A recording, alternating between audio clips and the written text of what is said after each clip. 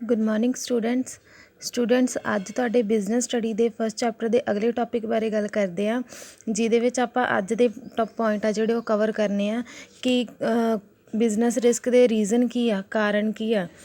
ਜਿਹੜਾ last topic ਸੀਗਾ, ਜਿਹੜਾ ਤੁਸੀਂ ਫਰਾਈਡੇ ਕੀਤਾ ਸੀ, ਉਹਦੇ ਵਿੱਚ ਗੱਲ ਕੀਤੀ ਸੀਗੀ ਕਿ ਬਿਜ਼ਨਸ ਰਿਸਕ ਕੀ ਹੁੰਦੇ ਨੇ। ਸੋ ਉਸ ਤੋਂ ਬਾਅਦ ਹੁਣ ਦੇਖਣੇ ਵੀ ਕਿਉਂ ਹੁੰਦੇ ਨੇ, ਉਹਦੇ ਰੀਜ਼ਨ ਕੀ ਆ, ਕਾਰਨ ਕੀ ਆ, ਜਾਂ ਸਿੰਪਲ ਕਹਿ ਸਕਦੇ ਹਾਂ ਕਿ ਕਾਰੋਬਾਰੀ ਜੋਖਿਮ ਦੇ ਕੀ ਕਾਰਨ ਆ। ਤਾਂ ਅਲੱਗ-ਅਲੱਗ ਕਾਰਨ ਹੋਣਗੇ। ਪਹਿਲੇ ਹੋਣਗੇ ਨੈਚੁਰਲ, ਮਤਲਬ ਕਿ ਕੁਦਰਤੀ, ਠੀਕ ਹੈ। ਅੱਗੇ ਹੈਗਾ ਇਕਨੋਮਿਕ, ਯਾਨੀ ਕਿ ਆਰਥਿਕ, ਠੀਕ ਹੈ। ਅੱਗੇ ਹੈ ਹਿਊਮਨ, ਯਾਨੀ ਕਿ ਮਨੁੱਖੀ ਕਹਿ ਸਕਦੇ ਹਾਂ। ਫਿਜ਼ੀਕਲ, ਯਾਨੀ ਕਿ ਸਰੀਰਕ, ਠੀਕ ਹੈ। ਪੋਲੀਟੀਕਲ ਕਹਿ ਸਕਦੇ ਹਾਂ ਆਪਾਂ, ਰਾਜਨੀਤਿਕ। ਔਰ ਅੱਗੇ ਹੈਗਾ ਮਿਸਲੀਨੀਅਸ, ਯਾਨੀ ਕਿ ਬਾਕੀ ਜਿਹੜੇ ਹੈਗੇ ਆ ਵੱਖਰੇ, ਜਾਂ ਕਹਿ ਸਕਦੇ ਹਾਂ ਕਿ ਬਾਕੀ ਬਚੇ ਜਿਹੜੇ ਹੋਰ ਕੁਛ ਜ਼ਰੂਰੀ ਕਾਰਨ ਆ ਜਿਹੜੇ ਉਹ ਡਿਸਕਸ ਕਰਾਂਗੇ। ਤਾਂ ਪਹਿਲਾਂ ਦੇਖੋ ਵੀ ਨੈਚੁਰਲ, ਕੁਦਰਤੀ ਕਾਰਨ ਦੇ ਵਿੱਚ ਕੀ ਹੋਏਗਾ ਕਿ ਅਗਰ ਕੋਈ ਇੱਦਾਂ ਦਾ ਕੋਈ ਕਾਰਨ ਹੋ ਜਾਵੇ, ਜਿਵੇਂ ਕਹਿ ਦਈਏ ਕਿ ਜਿਹਨੂੰ ਆਪਾਂ ਕੰਟਰੋਲ ਨਹੀਂ ਕਰ ਸਕਦੇ, ਜਾਂ ਸਿੰਪਲ ਕਹਿ ਸਕਦੇ ਆ ਕਿ these are the cause over which human being have no control. These are flood, fire, earthquake, ਜਿਹਦੇ ਵਿੱਚ ਇਨਸਾਨ ਦਾ ਕੋਈ ਕੰਟਰੋਲ ਨਹੀਂ ਆ, ਜਿਨ੍ਹਾਂ ਨੂੰ ਇਨਸਾਨ ਕੰਟਰੋਲ ਨਹੀਂ ਕਰ ਸਕਦਾ, ਉਹਨਾਂ ਨੂੰ ਆਪਾਂ ਨੈਚੁਰਲ ਕਾਰਨ ਆ, ਜਿਹੜੇ ਨੈਚੁਰਲ ਕਾਜ਼ਜ਼ ਆ ਜਿਹੜੇ ਉਹ ਕਹਿ ਸਕਦੇ ਹਾਂ, ਕਿਉਂਕਿ ਇਹ ਸਾਰੀਆਂ ਕੁਦਰਤੀ ਆਫਤਾਂ ਹੋਣਗੀਆਂ ਔਰ ਇਹਦੇ ਨਾਲ ਜਿਹੜਾ ਨੁਕਸਾਨ ਹੋਏਗਾ ਉਹ ਇਨਸਾਨ ਕੰਟਰੋਲ ਨਹੀਂ ਕਰ ਸਕਦਾ, ਇਹ ਇਨਸਾਨ ਦੇ ਹੱਥ 'ਚ ਨਹੀਂ ਰਹਿ ਜਾਂਦਾ। ਅੱਗੇ ਦੇਖੋ ਵੀ ਇਹ ਕਿਹੜੇ ਹੋ ਸਕਦੇ ਆ, ਕਿ ਕਿਸ ਤਰੀਕੇ ਨਾਲ ਇਹ ਹੋ ਸਕਦੇ ਆ। ਅੱਗੇ ਹੋ ਸਕਦੇ ਆ ਵੀ ਜਾਂ ਤਾਂ ਕਈ ਵਾਰ ਸੀਜ਼ਨ ਚੇਂਜ ਹੋ ਗਿਆ, ਠੀਕ ਹੈ। ਜਿਵੇਂ ਹੁਣ ਕਹਿ ਦਈਏ ਕਿ ਬਹੁਤ ਜ਼ਿਆਦਾ ਗਰਮੀ ਹੋਵੇ ਤਾਂ ਜਿਹੜਾ ਮਟੀਰੀਅਲ ਆ ਉਹ ਖ਼ਰਾਬ ਹੋ ਜਾਣਾ, ਠੀਕ ਹੈ। ਜ਼ਿਆਦਾ ਸਰਦੀ ਹੋਣ ਦੇ ਕਾਰਨ, ਜ਼ਿਆਦਾ ਬਾਰਿਸ਼ ਹੋਣ ਦੇ ਕਾਰਨ, ਠੀਕ ਹੈ। ਇਹਦੇ ਨਾਲ ਜਾਣੀ ਕਿ ਸੀਜ਼ਨ ਦੇ ਚੇਂਜ ਹੋਣ ਦੇ ਨਾਲ ਨੁਕਸਾਨ ਹੁੰਦੇ ਆ। ਇੱਧਰ ਹੋਏਗਾ ਜਿਗਰਾਫੀਕਲ ਚੇਂਜਿਸ, ਠੀਕ ਹੈ। ਜਿਗਰਾਫੀਕਲ ਚੇਂਜਿਸ ਦਾ ਮਤਲਬ ਹੋਏਗਾ ਕਿ ਜਦੋਂ ਲੋਕੇਸ਼ਨ ਚੇਂਜ ਹੋ ਜਾਣੀ, ਮਤਲਬ ਕਿ ਭੂਚਾਲ ਵਗੈਰਾ ਆ ਜਾਣਾ, ਜਿਹੜੀ ਜ਼ਮੀਨ ਆ ਉਹਦੇ ਵਿੱਚ ਕੋਈ ਨੁਕਸਾਨ ਹੋ ਜਾਣਾ, ਉਹਨੂੰ ਜਿਗਰਾਫੀਕਲ, ਯਾਨੀ ਕਿ ਏਰੀਆ ਵਾਈਜ਼ ਜਿਹੜਾ ਚੇਂਜਿਸ ਹੁੰਦੇ ਆ ਉਹਨੂੰ ਆਪਾਂ ਜਿਗਰਾਫੀਕਲ ਚੇਂਜਿਸ ਆ ਜਿਹੜੇ ਉਹ ਕਹਿ ਦਿੰਦੇ ਹਾਂ। ਇੱਥੇ ਐਗਜ਼ਾਮਪਲ ਦਿੱਤੀ ਹੈ ਅਰਥਕੁਏਕ ਇਨ ਗੁਜਰਾਤ, ਠੀਕ ਹੈ। ਗੁਜਰਾਤ ਦੇ ਵਿੱਚ ਇੱਕ ਅਰਥਕੁਏਕ ਆਇਆ ਸੀ ਜਿਹਨੇ ਉਹਦੀ ਪ੍ਰੋਪਰ ਜਿਓਗ੍ਰਾਫੀਕਲ ਲੋਕੇਸ਼ਨ ਆ ਜਿਹੜੀ ਉਹ ਚੇਂਜ ਕੀਤੀ ਸੀ, ਔਰ ਉਹਦੇ ਕਾਰਨ ਜਿਹੜੇ ਜਿਓਗ੍ਰਾਫੀਕਲ ਚੇਂਜਿਸ ਆ ਜਿਹੜੇ ਹੋਏ ਸੀ, ਲੋਸਿਸ ਹੋਏ ਸੀਗੇ ਉਹ ਅਰਥਕੁਏਕ ਦੇ ਨਾਲ। ਅੱਗੇ ਹੈ ਅਦਰ ਨੈਚੁਰਲ ਕਲੈਮਿਟੀਜ਼, ਜਿਵੇਂ ਹੁਣ ਬਾਕੀ ਆਪਾਂ ਕਹਿ ਸਕਦੇ ਹਾਂ ਕਿ ਨੈਚੁਰਲ ਕਲੈਮਿਟੀਜ਼ ਦਾ ਆ ਜਾਣਾ, ਠੀਕ ਹੈ। ਐਪੀਡੈਮਿਕ ਹੋ ਜਾਣਾ, ਕੁਛ ਲਾਈਟਿੰਗ, ਯਾਨੀ ਕਿ ਕਹਿ ਸਕਦੇ ਹਾਂ ਅਸਮਾਨੀ ਬਿਜਲੀ ਦਾ ਡਿੱਗਣਾ, ਠੀਕ ਹੈ। ਇਹ ਸਾਰੀਆਂ ਜਿਹੜੀਆਂ ਕਾਰਨ ਹੋਣਗੇ ਉਹ ਕੁਦਰਤੀ ਕਹਿ ਸਕਦੇ ਹਾਂ, ਯਾਨੀ ਕਿ ਜਿਨ੍ਹਾਂ ਨੂੰ ਮਨੁੱਖ ਕੰਟਰੋਲ ਨਹੀਂ ਕਰ ਸਕਦੇ, ਜਿਹਦੇ ਵਿੱਚ ਜ਼ਿਆਦਾਤਰ ਆਪਾਂ ਦੇਖਦੇ ਹਾਂ ਕਿ ਜ਼ਿਆਦਾਤਰ ਜਿਹੜੀ ਨੇਚਰ ਆ ਉਹੀ ਇਹ ਪ੍ਰੋਬਲਮ ਕ੍ਰੀਏਟ ਕਰਦੇ ਆ।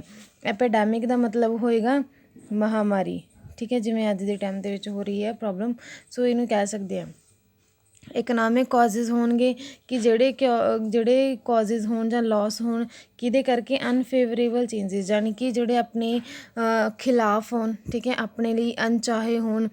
ਅਣਚਾਹੇ ਜਿਹੜੇ ਚੇਂਜ ਆ ਉਹਦੇ ਆਉਣ ਦੇ ਨਾਲ ਜਿਹੜੇ ਨੁਕਸਾਨ ਹੁੰਦੇ ਆ ਉਹਨੂੰ ਆਪਾਂ ਇਕਨੋਮਿਕ ਕਾਜ਼ਜ਼ ਕਹਿ ਸਕਦੇ ਹਾਂ, ਯਾਨੀ ਕਿ ਆਰਥਿਕ, ਠੀਕ ਹੈ। ਆਰਥਿਕ ਮਤਲਬ ਕਿ ਪੈਸੇ ਦੇ ਨਾਲ, ਆਰਥਿਕ ਬੋਲ ਸਕਦੇ ਹਾਂ ਪੈਸੇ ਦੇ ਨਾਲ, ਯਾਨੀ ਕਿ ਆਪਣੀ ਮਾਰਕੀਟ ਦੇ ਵਿੱਚ ਕੋਈ ਚੇਂਜਿਸ ਆ ਜਾਣੇ। ਪਹਿਲਾ ਹੋਏਗਾ imbalance in demand and supply ਔਰ ਡਿਮਾਂਡ, ਮੰਗ ਅਤੇ ਸਪਲਾਈ ਦੇ ਵਿੱਚ ਜਿਹੜੇ ਚੇਂਜ ਆ ਜਾਂਦੇ ਆ ਉਹਨੂੰ ਆਪਾਂ ਕਹਿ ਦਿੰਦੇ ਹਾਂ। ਅੱਗੇ ਹੈ change in price of goods ਦੇ ਪ੍ਰਾਈਸ ਦੇ ਵਿੱਚ ਚੇਂਜ ਆ ਜਾਣਾ, ਠੀਕ ਹੈ। ਜਿਹੜਾ ਸਮਾਨ ਬਣਾ ਰਹੇ ਆ ਜਾਂ ਕੋਈ ਮਾਰਕੀਟ ਦੇ ਵਿੱਚ ਭੇਜਿਆ ਜਾ ਰਿਹਾ ਉਹਦੇ ਵਿੱਚ ਕੋਈ ਬਦਲਾਵ ਆ ਜਾਣਾ, ਉਹਨੂੰ ਆਪਾਂ ਇਕਨੋਮਿਕ ਕਹਿ ਸਕਦੇ ਹਾਂ। ਜ਼ਿਆਦਾ ਕੰਪੀਟੀਸ਼ਨ ਹੋ ਜਾਣਾ, ਠੀਕ ਹੈ, ਲੋਕਾਂ ਦੇ ਵਿੱਚ ਜ਼ਿਆਦਾ ਜਿਹੜਾ ਸਮਾਨ ਨੂੰ, ਜਾਂ ਕਹਿ ਦਈਏ ਕਿ ਉਹਨਾਂ ਦੇ ਵਿੱਚ ਮੁਕਾਬਲਾ ਜਿਹੜਾ ਜ਼ਰੂਰਤਾਂ ਨੂੰ ਲੈ ਕੇ ਉਹ ਜ਼ਿਆਦਾ ਹੋ ਜੇ, ਠੀਕ ਹੈ। ਡਿਪਰੈਸ਼ਨ, ਕਿ ਮਾਰਕੀਟ ਆ ਜਿਹੜੀ ਉਹਦੇ ਵਿੱਚ ਮੰਦੀ ਦਾ ਆ ਜਾਣਾ, ਮੰਦੀ ਦੇ ਵਿੱਚ ਕਾਫੀ ਜ਼ਿਆਦਾ ਨੁਕਸਾਨ ਹੋਣ ਦੇ ਚਾਂਸ ਰਹਿੰਦੇ ਆ। ਕੁਛ ਜਿਹੜੀਆਂ ਟੈਕਨੋਲੋਜੀ ਆ ਉਹਦੇ ਵਿੱਚ ਚੇਂਜ ਹੋ ਜਾਣਾ, ਚੇਂਜ ਇਨ ਟੈਕਨੋਲੋਜੀ, ਠੀਕ ਹੈ।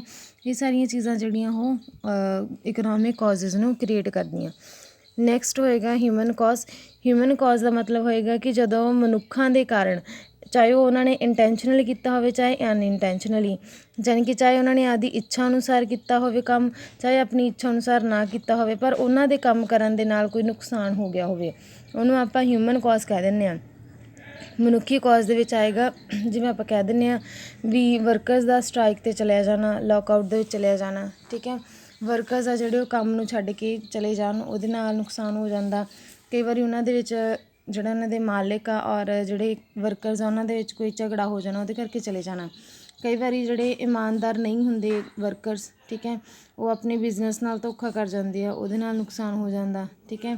ਕਈ ਵਾਰੀ ਉਹਨਾਂ ਦੀ ਲਾਪਰਵਾਹੀ, ਜਿਵੇਂ ਕਹਿ ਸਕਦੇ ਹਾਂ ਕਿ ਜਿੱਥੇ ਆਇਲ ਵਗੈਰਾ ਦਾ ਕੰਮ ਹੁੰਦਾ, ਅਗਰ ਉਹ ਆਇਲ ਟੈਂਕ ਨੂੰ ਬੰਦ ਕਰਨਾ ਭੁੱਲ ਜਾਂਦੇ ਆ ਔਰ ਕੋਈ ਰਸਤੇ ਦੇ ਵਿੱਚ ਜਾਂ ਵੈਸੇ ਇਲੈਕਟ੍ਰੀਸਿਟੀ ਦੇ ਕਰਕੇ ਕੋਈ ਸ਼ਾਰਟ ਸਰਕਿਟ ਹੋ ਜਾਂਦਾ, ਤਾਂ ਉਹਦੇ ਨਾਲ ਉਹਨਾਂ ਨੂੰ ਨੁਕਸਾਨ ਹੋਣ ਦੇ ਚਾਂਸਿਸ ਜਿਹੜੇ ਬਣੇ ਰਹਿੰਦੇ। ਹੋ ਸਕਦਾ ਕਿ ਬਲਾਸਟ ਹੋ ਜੇ, ਠੀਕ ਹੈ, ਤਾਂ ਉਹਦੇ ਨਾਲ ਨੁਕਸਾਨ ਆ ਜਿਹੜਾ ਉਹ ਵਰਕਰਸ ਨੂੰ ਤਾਂ ਹੋਏਗਾ ਹੀ, ਪਲੱਸ ਉਹ ਜਿੱਥੇ ਕੰਮ ਕਰ ਰਹੇ ਉੱਥੇ ਜ਼ਿਆਦਾ ਹੋਏਗਾ।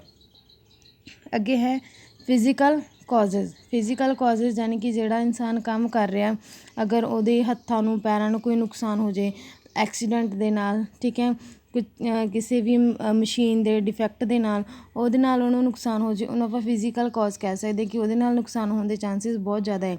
ਫਾਰ ਐਗਜ਼ਾਮਪਲ ਕੋਈ ਬਾਈਕਰ ਆ, ਠੀਕ ਹੈ, ਬਾਈਕ 'ਤੇ ਬਾਈਕਰ ਦਾ ਮਤਲਬ ਕਿ ਕੋਈ ਰੇਸਰ ਆ, ਕਾਫੀ ਰੇਸਿਸ ਦੇ ਵਿੱਚ ਉਹਨੇ ਪਾਰਟੀਸਪੇਟ ਕੀਤਾ, ਮੰਨ ਲਓ ਕਿ ਉਹਨੇ ਵਧੀਆ ਪ੍ਰਾਈਜ਼ ਲਏ, ਪਰ ਇੱਕ ਟਾਈਮ ਉਹਦਾ ਐਕਸੀਡੈਂਟ ਹੋ ਜਾਂਦਾ ਔਰ ਉਹਦੇ ਪੈਰ ਆ ਜਿਹੜੇ ਉਹ ਨਹੀਂ ਰਹਿੰਦੇ, ਠੀਕ ਹੈ।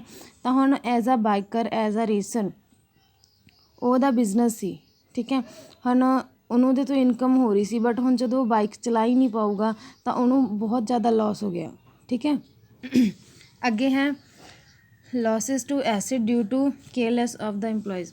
ਕੋਈ ਜਿਹੜੇ ਐਸਿਡਸ ਆ, ਯਾਨੀ ਕਿ ਜਿਹੜੀਆਂ ਮਸ਼ੀਨਾਂ ਹੈ ਜਾਂ ਕੋਈ ਬਿਲਡਿੰਗ ਆ, ਉਹਦੇ ਵਿੱਚ ਲੋਸ ਹੋ ਜਾਣਾ, ਨੁਕਸਾਨ ਹੋ ਜਾਣਾ ਕਿਸੇ ਇੰਪਲੋਈ ਦੀ ਕੇਅਰਲੈਸ ਦੇ ਨਾਲ। ਮੰਨ ਲਓ ਜਿਵੇਂ ਹੁਣ ਆਪਾਂ ਇੱਥੇ ਮਸ਼ੀਨ ਦੀ ਗੱਲ ਕਰਦੇ ਹਾਂ ਕਿ ਕੋਈ ਮਸ਼ੀਨ ਚੱਲ ਰਹੀ ਆ, ਉਹਨੂੰ ਲਿਮਿਟਡ ਜਿਹੜੀ ਹੈਗੀ ਆ ਮਟੀਰੀਅਲ ਆ ਜਾਂ ਆਇਲ ਆ ਜਿਹੜਾ ਉਹ ਚਾਹੀਦਾ ਡੇਲੀ ਬੇਸਿਸ 'ਤੇ, ਪਰ ਅਗਰ ਜਿਹੜੇ ਵਰਕਰਸ ਆ ਉਹ ਦੇ ਹੀ ਨਹੀਂ ਰਹੇ ਆ ਮਟੀਰੀਅਲ ਜਿਹੜਾ ਮਸ਼ੀਨ ਨੂੰ ਚਾਹੀਦਾ, ਤਾਂ ਉਹਦੇ ਨਾਲ ਹੋ ਸਕਦਾ ਕਿ ਉਹ ਥੋੜ੍ਹੇ ਜਿਹੇ ਟਾਈਮ ਦੇ ਵਿੱਚ ਹੀ ਖਰਾਬ ਹੋ ਜਾਵੇ ਔਰ ਦੁਬਾਰਾ ਚੱਲੇ ਨਾ, ਉਹਦੇ ਨਾਲ ਲੋਸ ਹੋ ਜਾਂਦਾ।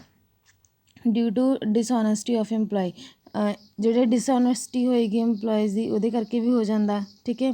ਕਈ ਵਾਰੀ ਇੱਕ ਇੰਪਲੋਈ ਦੂਸਰੇ ਇੰਪਲੋਈ ਨੂੰ ਕੀ ਹਾਂ ਉਹਨੂੰ ਨੁਕਸਾਨ ਪਹੁੰਚਾਉਣ ਦੀ ਕੋਸ਼ਿਸ਼ ਕਰਦਾ, ਠੀਕ ਹੈ, ਉਹਨੂੰ ਕਹਿ ਸਕਦੇ ਹਾਂ ਕਿ ਉਹਦੇ ਖਿਲਾਫ ਆ ਜਿਹੜੇ ਮਟੀਰੀਅਲ, ਜਿਹੜੇ ਉਹਦੇ ਖਿਲਾਫ ਆ ਕੁਛ ਕੰਮ ਆ ਜਿਹੜੇ ਉਹ ਕਰਦਾ ਹੈ, ਜਾਂ ਕੁਛ ਚੇਂਜਿਸ ਆ ਜਾਂਦੇ ਆ ਉਹਦੇ ਡਿਸਓਨੈਸਟੀ ਦੇ ਨਾਲ, ਉਹਦੇ ਨਾਲ ਲੋਸ ਹੋਣ ਦੇ ਚਾਂਸਿਸ ਆ ਜਿਹੜੇ ਉਹ ਬਣੇ ਰਹਿੰਦੇ ਆ।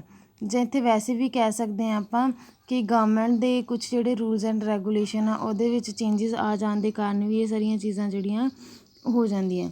ਨੈਕਸਟ ਹੈ ਪੋਲੀਟੀਕਲ ਕਾਜ਼ਜ਼।